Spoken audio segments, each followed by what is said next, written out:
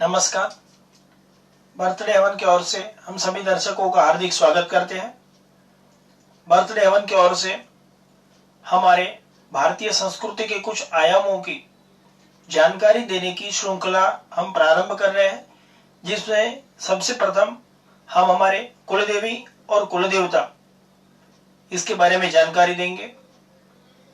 कुलदेवी या कुलदेवता कैसे तय होते हैं और उनका हमारे जीवन में क्या महत्व है। सबसे पहले जब हम कुलदेवी के बारे में या कुलदेवता के बारे में बात करते हैं तो सबसे पहले हमें जानकारी होनी चाहिए हमारे कुल के बारे में।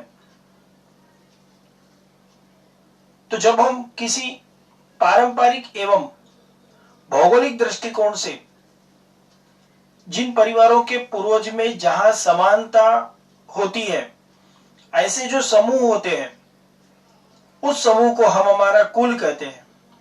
और ऐसे कुल की उत्पत्ति या स्थापना किसी देवी या इस प्रकार के देवता के द्वारा की जाती है और वही देवी या देवता उस कुल के कुल देवता या कुल देवी कहलाते हैं।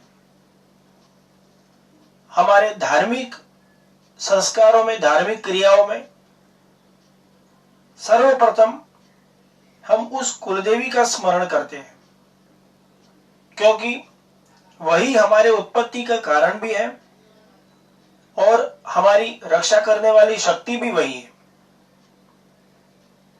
हर एक ऐसे जन समूह के कुलों के कुलदेवता या कुलदेवी अलग अलग होते हैं और वह उनके जन्म के मूल स्थान के भौगोलिक दृष्टिकोण से नजदीक में पाए जाते हैं। अगर हमें हमारे कुलदेवी या कुलदेवता की जानकारी नहीं है या हम जानते नहीं है, तो हमारे परिवारों में जो कोई सबसे वृद्ध या सीनियर होता है उनसे हम ये जानकारी प्राप्त कर सकते हैं। उसी प्रकार हमें हमारे कुलदेवी या कुलदेवता की जानकारी मिल सकती है। सर्वप्रथम हम हमारे हर एक धार्मिक क्रियाओं में कुल देवता या कुलदेवी का स्मरण ही करते हैं, क्योंकि वहां से ही हमारा प्रारंभ हुआ है। तो ऐसे हमारे धार्मिक क्रियाओं में कुलदेवी और कुलदेवता का महत्व है। हम कोई भी कार्य करेंगे तो उसमें कुल देवता या कुल देवता की पूजा करते हैं। उनके स्मरण के निमित्त से हमारे पास उनकी तस्वीर हो सकती है या उनकी कोई पुख्ता जानकारी नहीं भी हो सकती है। तो हमारे जो कुलगुरु होते हैं उनके द्वारा बताए जाने पर ऐसी पूजाओं में उनका स्मरण मात्र भी होता है और उनके स्मरण मात्र करने से ही हमारे सारे दुख दूर हो सकते हैं।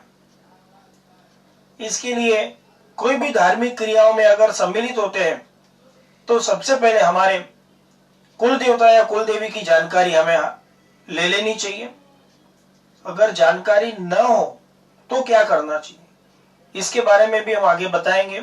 धन्यवाद। नमस्कार।